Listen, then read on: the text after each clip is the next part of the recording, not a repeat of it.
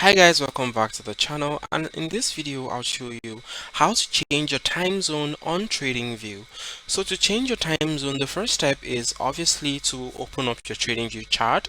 Once you've opened up your TradingView chart, you have to find your specific time zone. So the first step is also actually to find the time zone that you want to change to. So let's say for example that you're in New Zealand and you want to change your time zone to New Zealand.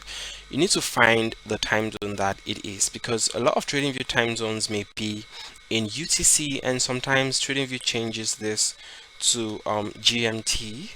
So you actually have to confirm the time zone of your location. So let's say you're in a location that isn't displayed right here. You have to check Google and check if there is any location that's here that matches the specific time of wherever you're in.